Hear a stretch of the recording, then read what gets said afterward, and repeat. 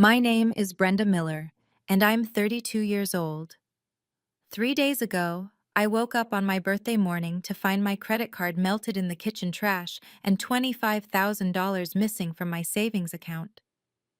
But what happened at my birthday party that night left over 100 guests speechless when my father finally revealed why he'd been silent for 10 years. The woman who stole from me was sitting at the family table, wearing jewelry bought with my money, laughing about teaching me a lesson about being too weak. She didn't know that sometimes the quietest person in the room holds all the cards. If you're watching this, please subscribe and let me know where you're watching from. Now let me tell you how my family learned that kindness isn't weakness, it's patience waiting for the perfect moment. That morning started like any other birthday, except for the acrid smell coming from my kitchen. I followed it to the trash can, and there it was. My primary credit card, melted into a twisted piece of plastic and metal. The melted plastic still smelled like betrayal when I found it in my kitchen trash. My hands shook as I pulled out my phone to check my accounts. $25,000. Gone. Not transferred, not pending, just gone.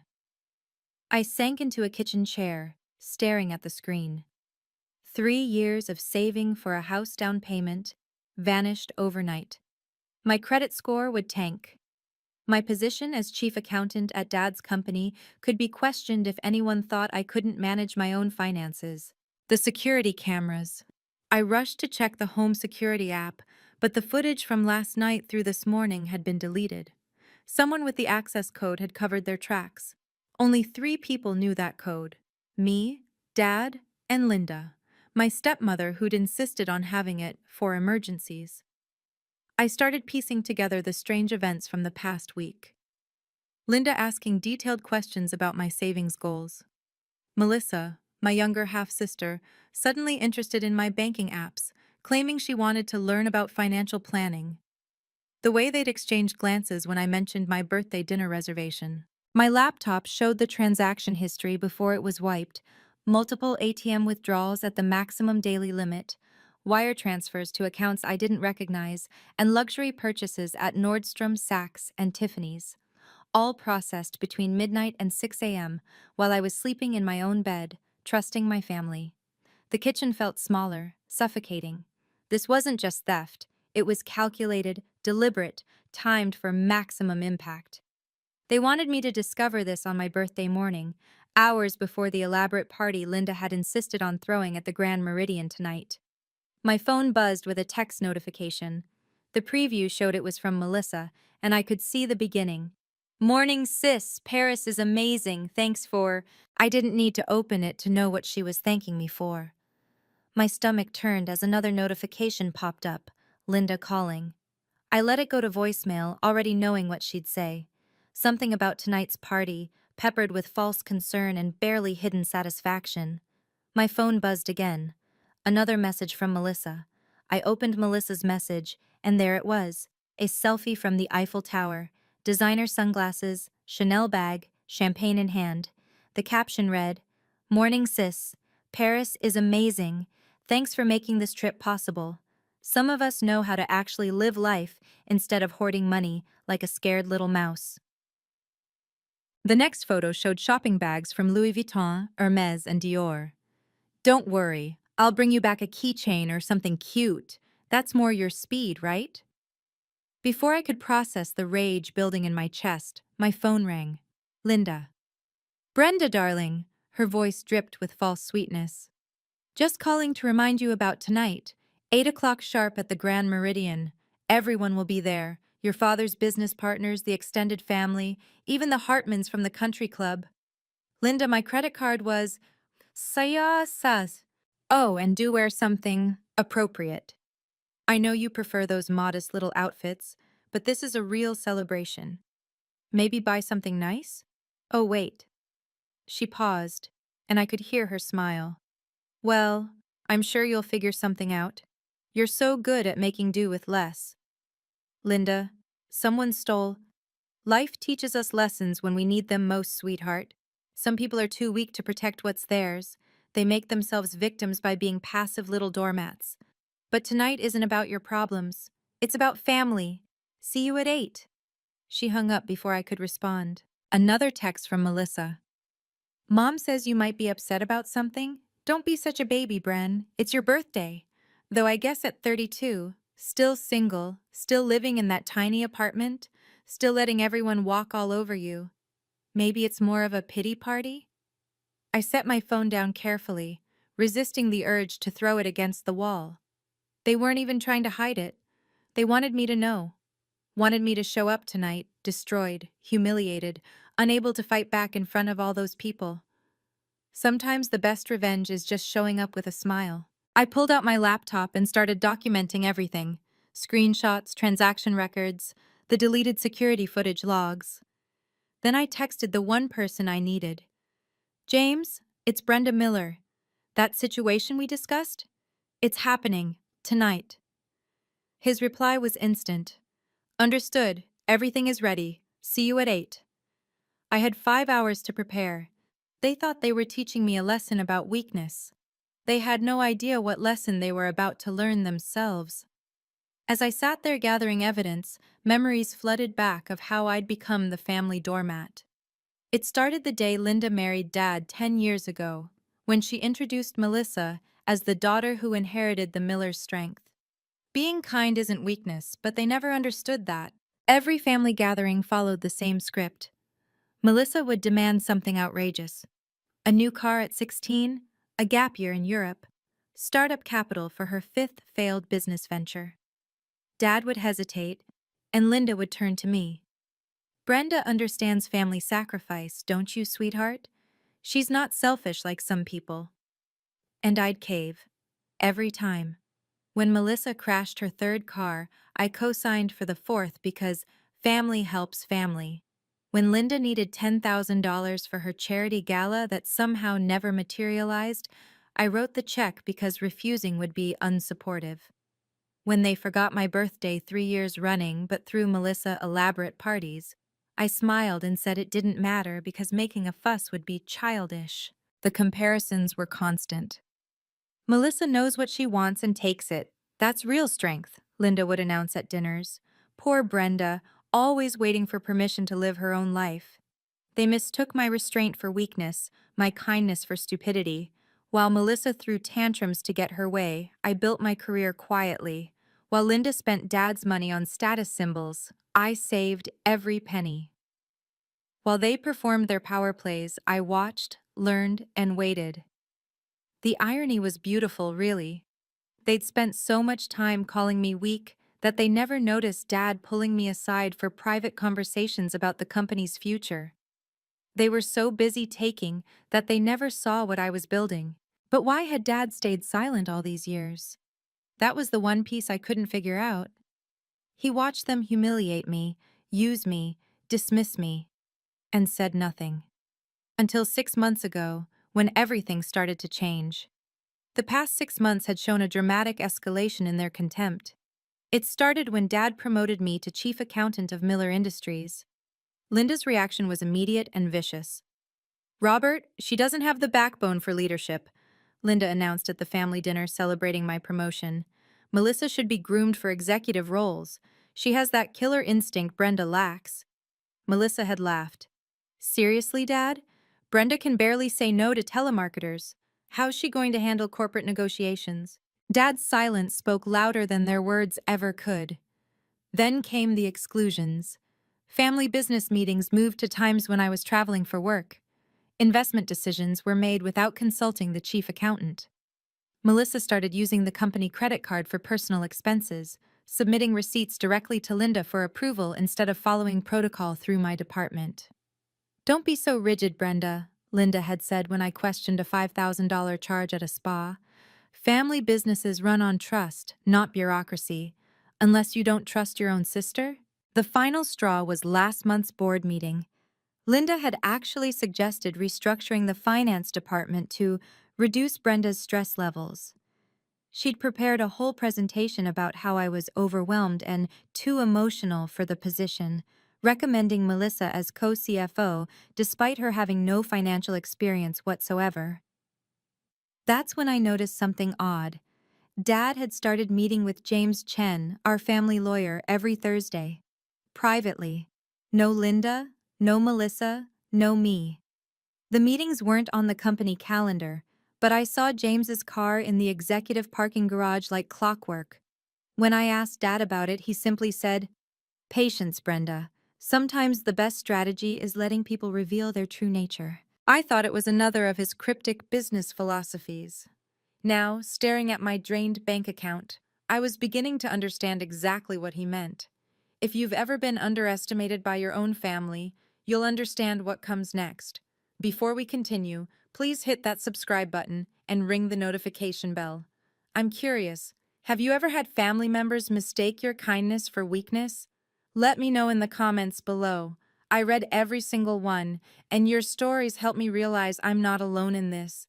Some of you have asked if I regret being patient for so long, and honestly, you're about to see why patience was my greatest weapon. Now let me tell you what happened when I walked into that birthday party. Standing outside the Grand Meridian at 7:45 p.m., I calculated the real cost of their betrayal. 3 years of savings, gone in 3 minutes of greed. $25,000 meant 1,100 hours of overtime, 36 months of skipped vacations, and countless sacrifices to build something they destroyed overnight. But the financial damage went deeper. My credit score would plummet from 780 to below 600 once the maxed out cards hit my report. The mortgage pre-approval I'd worked toward for 5 years? Gone. The investment property that would have been my retirement security? Impossible now.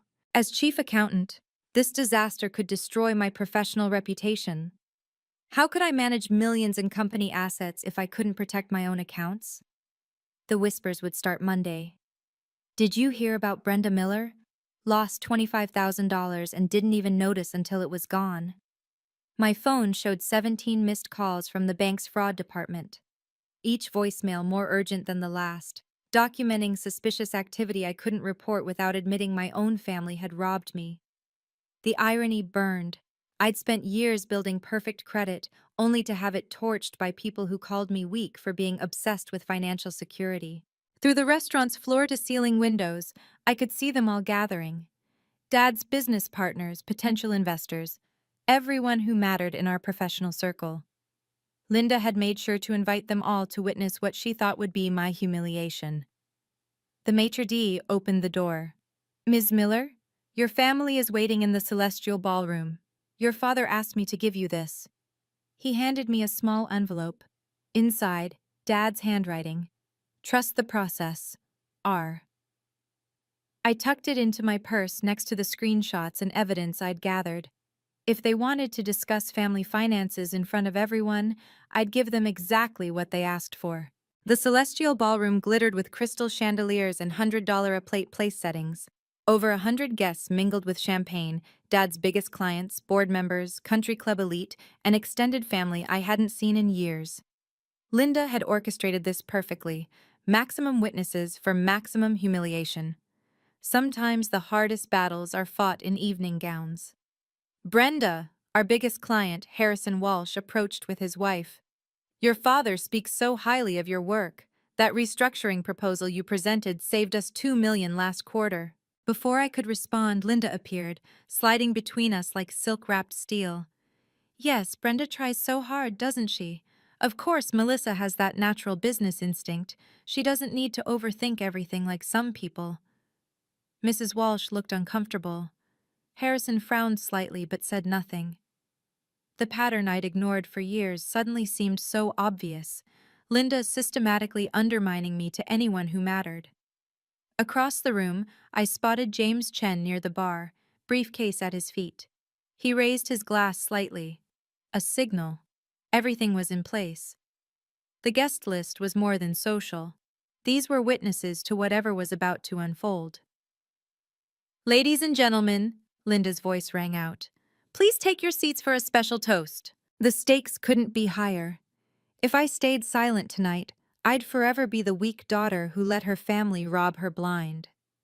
But causing a scene could destroy the business relationships Dad had spent decades building.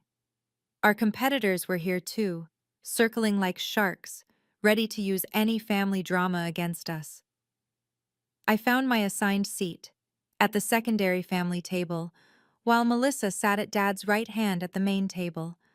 The place card next to mine read, James Chen, escrow. He leaned over and whispered, "Your father wants you to know he's proud of your restraint, but restraint and surrender aren't the same thing." The Grand Meridian's ambiance was perfect for Linda's production. Soft jazz, golden lighting that made everyone look successful, and enough space between tables for dramatic entrances and exits.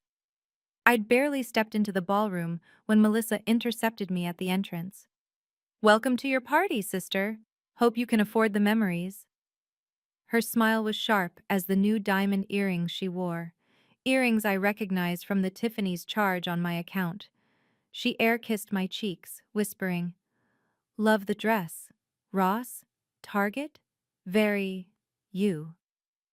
Linda glided over in a $3,000 gown I'd seen her buy last week, on the company card naturally. "Brenda, darling, everyone's been asking about the birthday girl. I've been telling them how you're learning so much in your little accounting role." "Chief accountant," I corrected quietly. "Yes, well, titles are just words, aren't they? Melissa's been sharing her European adventure with everyone. Such initiative, taking that trip to study international business trends." She touched my arm with false concern. "You really should travel more, dear. Though I suppose that requires resources." The room felt like a stage, and I was the only one who hadn't received the script. Board members clustered near the bar, their wives gossiping by the windows. My Uncle Richard, who hadn't spoken to me since I'd refused to loan him money last year, was suddenly very interested in examining the wall art when I passed. Dad sat at the main table, silent and observing. His expression was unreadable, but his eyes tracked every movement, every interaction. He'd positioned himself with a clear view of the entire room, the CEO surveying his domain. "Robert's been so generous with this party," Linda announced to a group of investors. "Of course, some of us contribute more to the family than others. Melissa just closed a major deal in Paris. Didn't you, sweetheart?" Melissa laughed, champagne already flushing her cheeks. "Let's just say the Miller name opens doors, when you know how to use it." I took my seat, noting how James had positioned his briefcase within easy reach. The leather portfolio inside contained documents I couldn't see, but the way he guarded it suggested importance. Dad stood up slowly, his movement commanding instant attention. The room began to quiet, anticipating the traditional birthday toast. But the look in his eyes promised something else entirely. Dad raised his champagne glass, but before he could speak, Melissa jumped up, grabbing the microphone from the DJ stand. "Sorry, Daddy, but I just have to share." Her voice echoed through the ballroom. "Paris was absolutely transformative." "The shopping was incredible," she continued, projecting photos onto the ballroom's display screen from her phone. Linda stood, adding, "Strong women seize opportunities. Unlike some people," Melissa's eyes found mine, "who hoard every penny." "Afraid of actually living," Linda chimed in, tag-teaming. The crowd shifted uncomfortably. Some watched with barely hidden fascination, others looked away. Harrison Walsh's expression had turned stone-cold professional. "That's quite enough," Dad's voice cut through, quiet but firm. "Oh, Robert," Linda laughed. "Don't coddle her." "Some lessons cost more than others," Melissa added, her smile vicious. "Enjoy it while it lasts," I said quietly, but my voice carried. The room went still. It was the first time I'd spoken publicly against them, and the shock was palpable. Melissa's face flushed darker, not from champagne anymore. "What's that supposed to mean?" Melissa demanded. "Nothing, just economics," I replied calmly. Linda's laugh was forced. "Brenda thinks she understands money." "I understand theft," I said evenly. The silence that followed was deafening. Guests exchanged glances, some pulling out phones to discreetly text others. This was the drama they'd come for, even if they'd never admit it. "How dare you?" Linda started. "Sit down," Dad commanded. Not requested. Commanded. Linda's mouth opened, then closed. She'd never heard that tone from him before. Neither had I. Melissa, give me the microphone. Dad extended his hand. But Daddy, I was just… Now. She handed it over, confusion replacing confidence. The room held its collective breath. James Chen quietly opened his briefcase, pulling out a leather portfolio. Ladies and gentlemen, Dad began, his voice carrying the weight of authority that had built an empire. You've come to celebrate my daughter's birthday, but more importantly, you're about to witness why Miller Industries has thrived for 3 generations. He looked directly at me. It's not about taking, it's about knowing when to reveal your hand. Linda grabbed her champagne glass so tightly I thought it might shatter. Melissa sank into her chair, and I sat perfectly still, finally understanding why Dad had been silent for so long. Before Dad could continue, James Chen stood up, his movement deliberate and professional. The entire room noticed. When the family lawyer stands at a birthday party, people pay attention. Timing is everything in law and in life, James said quietly as he passed my chair, documents in hand. He walked to the main table, stopping beside Dad. Mr. Miller, shall I? Dad nodded. Not yet, James, but stay close. The interaction was subtle but loaded with meaning. Board members straightened in their seats. Harrison Walsh pulled out his phone, likely recording. Everyone sensed something significant was about to unfold. Brenda, James said, making eye contact with me. That matter we discussed earlier? All the documentation is in order. Linda's voice cut through, sharp with suspicion. What documentation? Robert, what is this about? Business, Linda. Something you've been very interested in lately. Dad's tone was neutral, but the temperature in the room seemed to drop. Melissa laughed nervously. God, why is everyone being so dramatic? It's just a birthday party. Yes, Dad agreed. A birthday, a milestone, a time for gifts and revelations. James returned to our table, setting the portfolio between us. The leather cover bore the Miller Industries logo and a label I couldn't quite read from my angle, but I noticed Linda trying desperately to see it from across the room. Mr. Chen, Harrison Walsh called out, I wasn't aware you handled family celebrations. I handle family matters, Mr. Walsh, James replied carefully. Sometimes those matters require proper documentation, witnesses, accountability. The word accountability hung in the air like a blade. Linda's knuckles went white. Melissa reached for her phone, probably to check her bank accounts. Shall we eat first? Dad suggested, his calm demeanor at odds with the tension. The salmon is exceptional tonight. But nobody moved toward their plates. Everyone was waiting for the other shoe to drop. Dad set down his champagne and walked to the center of the room, each step measured and deliberate. The soft jazz faded as the DJ, sensing the moment, quietly lowered the volume. I've been silent for too long, Dad said, his voice carrying to every corner of the ballroom. He looked directly at me, and for the first time in years, I saw warmth in his eyes. Not disappointment, not indifference, but genuine pride. Linda and Melissa hadn't noticed. They were too busy exchanging worried glances. 10 years ago, Dad continued, I remarried, hoping to give my daughters a complete family. He paused, surveying the room. I've spent the last decade observing what that family has become. Robert, this isn't the time. Linda started to rise. Sit. One word. She sat. The power dynamic in the room shifted visibly. Board members who'd been casually socializing now watched with laser focus. This wasn't a birthday toast. It was something else entirely. In business, Dad said, we often test potential successors without their knowledge. We watch how they handle pressure, adversity, and most importantly, betrayal. My heart started racing. Melissa's phone clattered onto the table as her hands began trembling.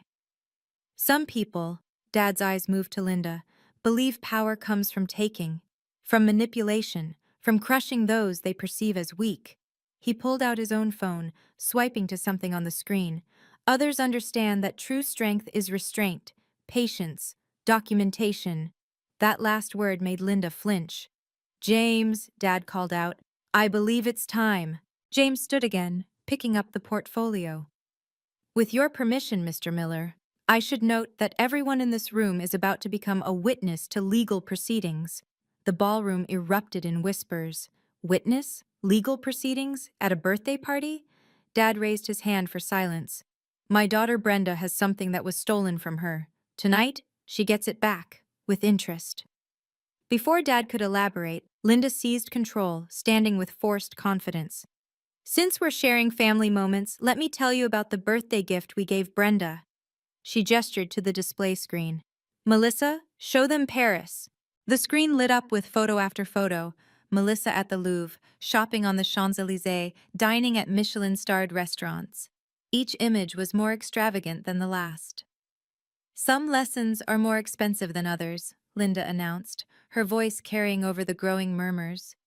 "Brenda needed to learn that hoarding money while family struggles is selfish, so we taught her about sharing." $25,000, Melissa added, standing beside her mother. "That's what real family support looks like." While Brenda sat on her savings like Scrooge, I was investing in international connections. The room erupted. Board members gasped. Harrison Walsh's wife covered her mouth. Uncle Richard actually laughed, thinking it was a joke. "You took her money?" someone called out. "We redistributed it," Linda corrected, her smile razor-sharp. "Brenda's too weak to use it properly, always saving, never living. Someone had to show her that money is meant to be spent." She turned to me, eyes glittering with malice. "Consider it tuition for a life lesson, sweetheart. The weak get eaten in this family."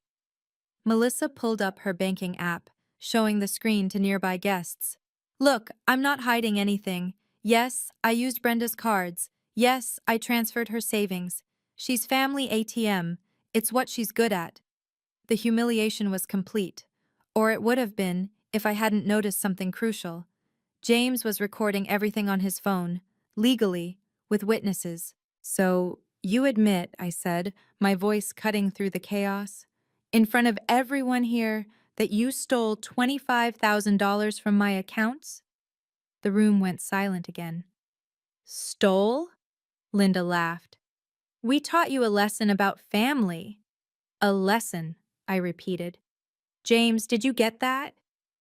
"Every word, Ms. Miller."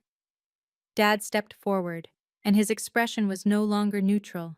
It was cold, corporate, the face that had crushed competitors and built an empire. "Now," he said, "let me tell you what lesson you actually taught." Linda doubled down, sensing she was losing control. "Brenda needs to learn strength. Look at her. 32, single, no backbone. She'll thank us one day." "Strength isn't always loud," I said quietly, but the microphone Dad had set down was still on, carrying my words. "Oh, please," Melissa scoffed. "You've never fought for anything in your life.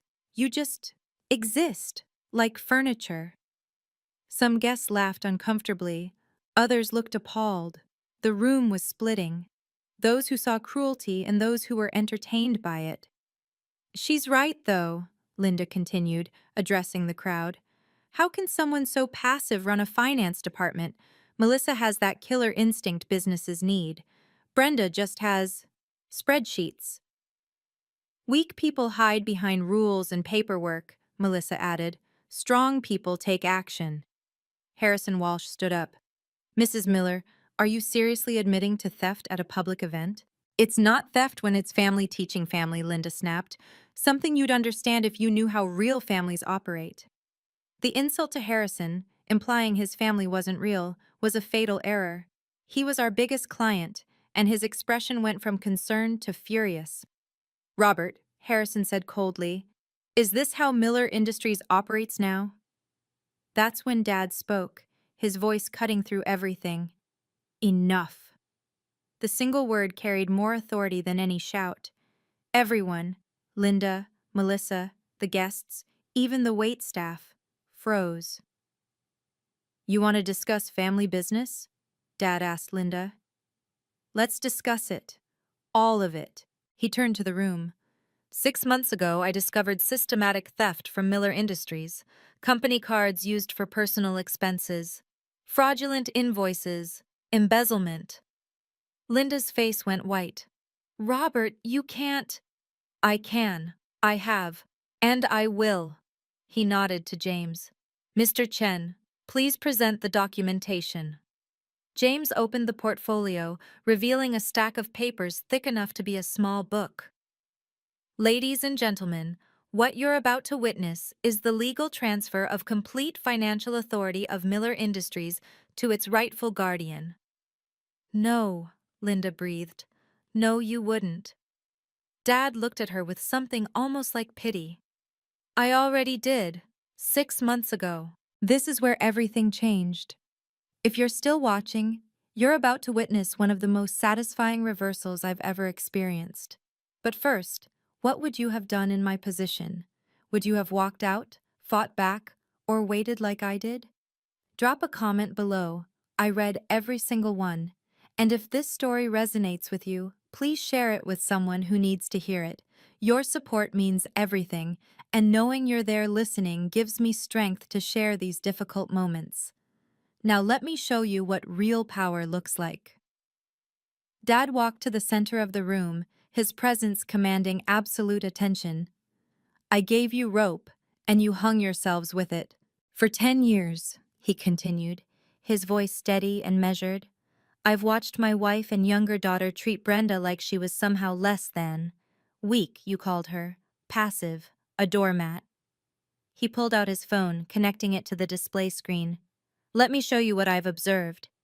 The screen filled with security footage from the company offices. January 15th, Melissa charges $8,000 at Bergdorf's on the company card, listing it as client entertainment. The client? Her personal trainer. The room gasped. Melissa started to speak, but Dad raised his hand. February 10th, Linda withdraws $15,000 from the emergency fund for a charity gala that never happened. March 3rd, another $12,000 for business development that went straight to her personal account. Each transaction appeared on screen with supporting documentation, bank statements, forged signatures, falsified invoices. But here's the interesting part, Dad said, his eyes finding mine. Every single one of these thefts was caught and documented by our chief accountant. Brenda knew. She filed reports. She followed protocol. And when I told her to wait, to be patient, she did. I felt the room's attention shift to me. The weak daughter suddenly didn't look so weak. You see, Dad continued, Brenda wasn't passive. She was building a case. Every transaction you made, Linda, every luxury purchase, every diverted fund, she documented it all. She could have exposed you months ago, but I asked her to wait. Why? Linda's voice cracked. To see how far you'd go, to let you reveal your true nature completely. He paused. And last night, you crossed the final line. You stole from your own family. Not from the company, from Brenda personally. $25,000. That's not... We were teaching, Melissa stammered. You were committing felony theft, James interrupted, which you just confessed to in front of over 100 witnesses. Dad turned back to the screen. The security footage you deleted from Brenda's apartment, Linda, it automatically backed up to the cloud. We have you entering with the spare key at 11:47 p.m. We have you accessing her laptop. We have everything. The screen showed grainy but clear footage of Linda at my kitchen table, my laptop open, entering transfer after transfer while Melissa kept watch. You thought you were so clever, Dad said. But you forgot one thing. I didn't build this company by being stupid. And I didn't raise Brenda to be weak. I raised her to be patient, strategic, brilliant. He looked at me with undisguised pride. The weak one was never Brenda. It was the two of you, so consumed by greed, you couldn't see the trap closing around you. James stepped forward, pulling out the first document from the portfolio. This is a power of attorney for financial affairs, executed 6 months ago, granting Brenda Miller complete authority over all Miller Industries financial decisions. The papers were signed 6 months ago. You've been stealing from your own sister's company. Linda stumbled backward. That's not possible. I would have known. You were too busy stealing to notice, James continued, producing another document. This is the board resolution, unanimously approved, appointing Brenda Miller as Chief Financial Officer with full executive powers, effective immediately upon any breach of fiduciary duty by current family members. He held up a third document. And this is the criminal complaint we're prepared to file Monday morning if full restitution isn't made within 48 hours. The room was absolutely silent. Even the waitstaff had stopped moving, frozen by the magnitude of what they were witnessing. Every transaction over $1,000, James announced, requires Brenda's signature as of 6 months ago. Every single purchase you made, Linda, every transfer, every withdrawal, all unauthorized, all criminal. Melissa's phone clattered to the floor. But, but I'm family. So is Brenda, Dad said coldly. Yet that didn't stop you from robbing her. James pulled out his tablet, showing bank statements. As of this moment, all accounts linked to Linda and Melissa Miller have been frozen pending investigation. The forensic audit is already underway. You can't do this, Linda shrieked. I'm your wife. And you've been embezzling from our company for 3 years, Dad replied. The prenuptial agreement you signed, remember that? Specifically states that any criminal activity voids all financial claims. Harrison Walsh stood up slowly.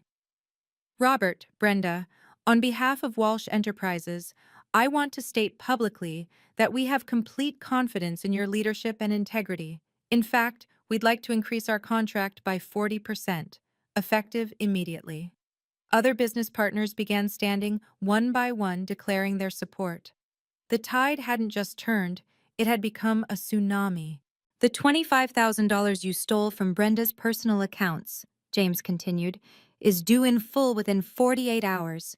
The $347,000 you've embezzled from Miller Industries over 3 years is subject to a separate criminal investigation.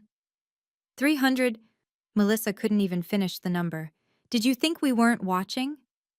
I finally stood, my voice calm and clear. Every shopping spree, every business trip, every diverted payment, I documented it all. I gave you chance after chance to stop. But you were right about one thing, Linda. Some lessons are expensive. The display screen changed to show a single document, the new corporate structure of Miller Industries. At the top, as CEO, Robert Miller. Directly beneath, as CFO, with full financial authority, Brenda Miller. Linda and Melissa weren't even on the chart. I stood up fully, my voice steady and professional. The room held its breath as I spoke. You have 48 hours. The clock starts now. Brenda, please, Melissa started.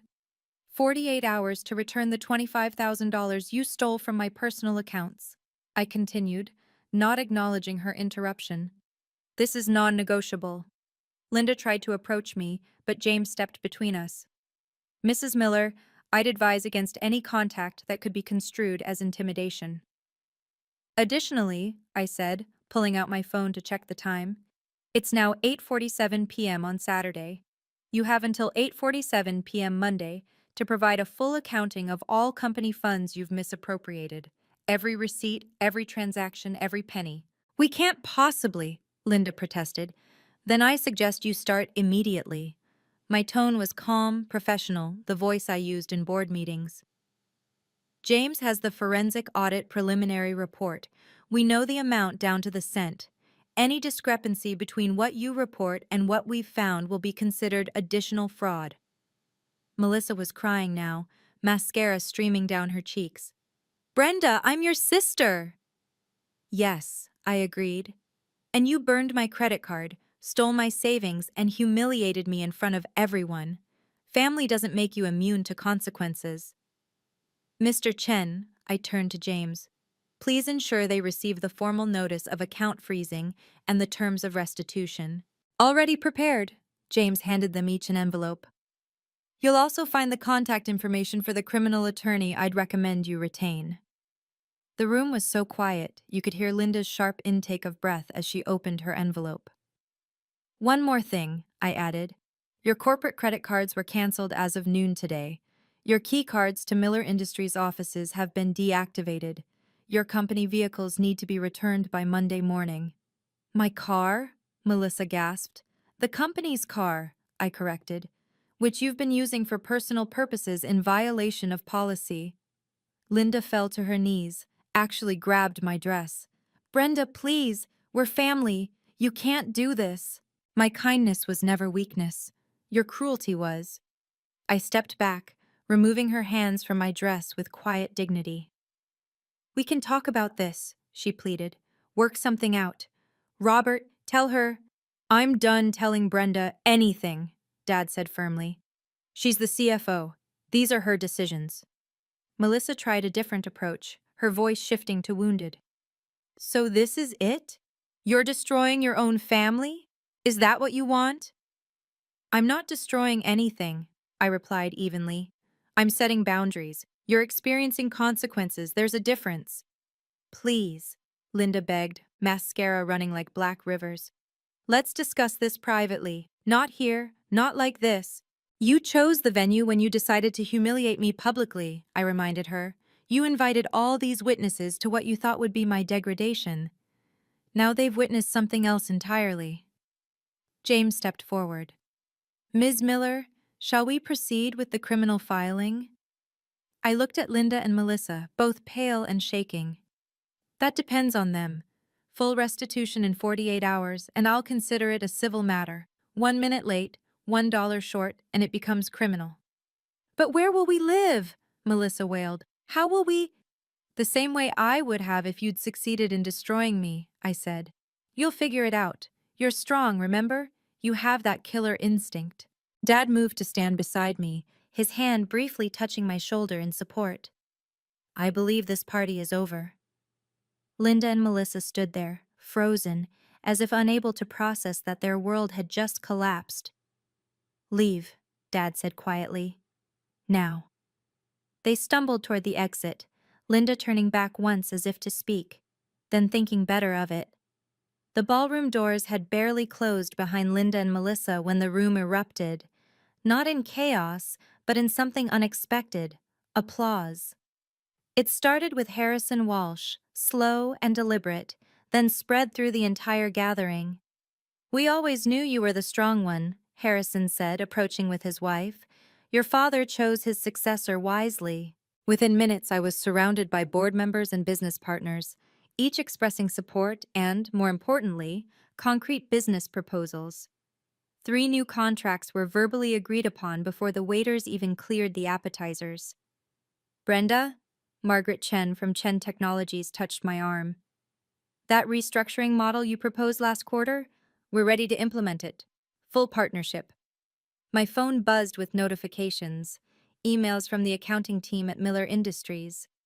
Standing behind you 100%, read one. Finally, read another. About damn time, from our senior auditor who'd helped me document everything. Dad stood beside me as I fielded congratulations and business offers. 23 years ago, your mother told me something before she died, he said quietly, so only I could hear.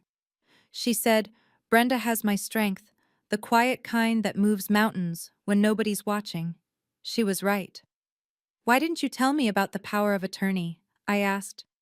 Because you needed to choose your moment, not mine, yours. He smiled. And you chose perfectly. James approached with his tablet.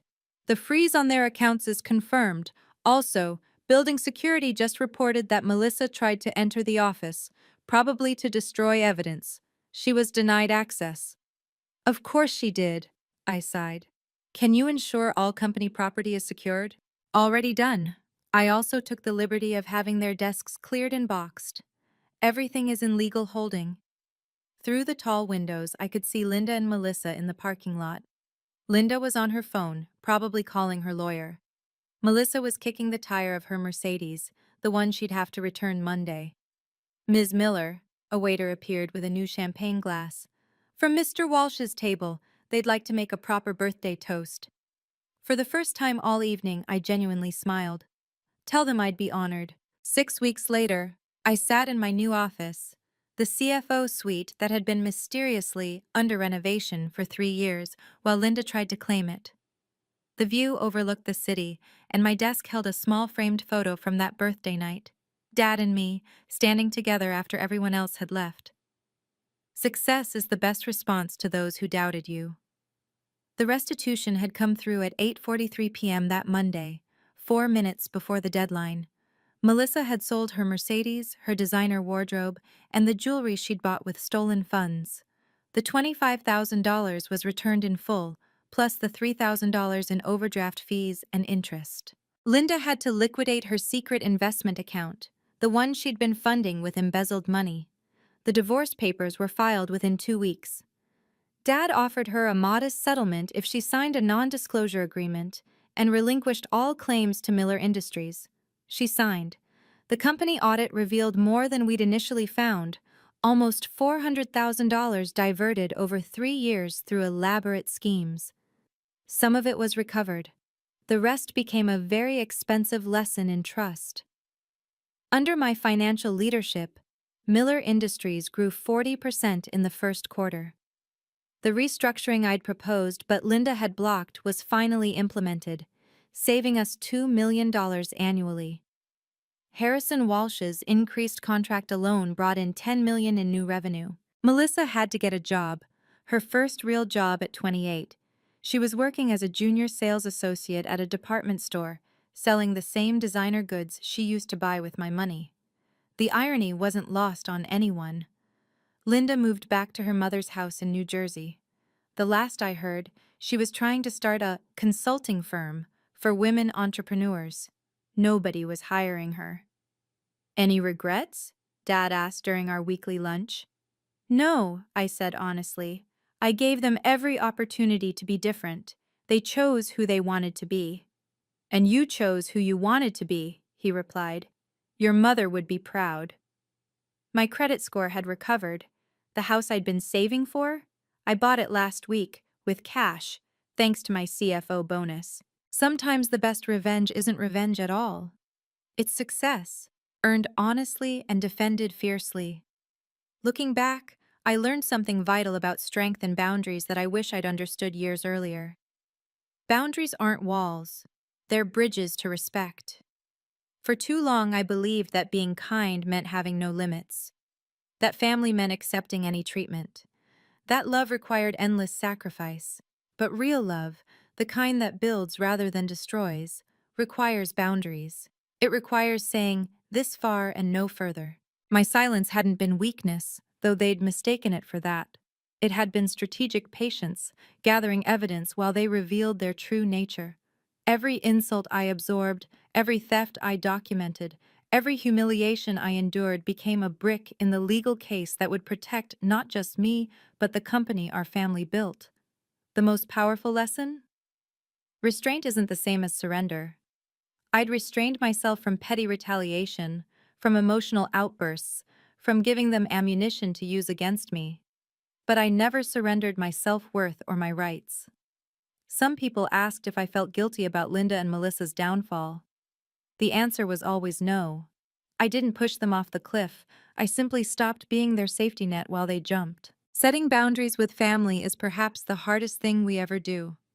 We're taught that blood means unconditional acceptance, but that's how abuse thrives. Real family, chosen or biological, respects your boundaries because they respect you. Dad and I grew closer after that night. Without Linda's toxic influence, we could finally have real conversations. He shared stories about Mom I'd never heard, about her quiet strength and fierce protection of what mattered. "You're just like her," he told me one evening. "She never started fights, but she always finished them." Now I understand what he meant. Finishing fights doesn't mean destroying people. It means ending the cycle of abuse, professionally and permanently. A year later, our family looked completely different, smaller but stronger, built on respect rather than manipulation. Sometimes the best birthday gift is the truth. Melissa reached out 6 months after that night. Not for money, but with a genuine apology. She was in therapy, working through why she'd felt entitled to take what wasn't hers. I didn't welcome her back with open arms, but I didn't shut the door completely either. Redemption is possible, but trust must be earned. I thought being strong meant taking whatever I wanted, she admitted during coffee she paid for with her own earned money. I never realized that real strength is building something yourself. Linda never apologized. Her pride wouldn't let her. The last update I got from Dad's lawyer was that she'd remarried. Another wealthy businessman. I wished him luck. He'd need it. Dad semi-retired, keeping the CEO title but delegating most operations to me. We'd have lunch every Thursday, discussing business but also life, memories of Mom, and plans for Miller Industries' future. The company thrived under transparent leadership. Employees who'd been afraid to report irregularities now came forward freely. We implemented new controls, better oversight, and most importantly, a culture where integrity mattered more than connections. My 33rd birthday was quiet. Dinner with Dad, a few close friends, and James Chen, who'd become like family. No grand ballroom, no 100 guests, no drama. Just people who genuinely cared about me, not what they could take from me. Any words of wisdom for your 33rd year? Dad asked, raising his glass. Yes, I smiled. When someone shows you who they are, believe them. When they take from you, bill them. And when they underestimate you, let them, right until the moment you don't. The quiet ones often do hold the most power. We just use it differently. Thank you for listening to my story. If you've ever been underestimated, overlooked, or taken advantage of by people who should protect you, I want you to know your patience isn't weakness. It's power waiting for the right moment. What boundaries do you need to set in your life?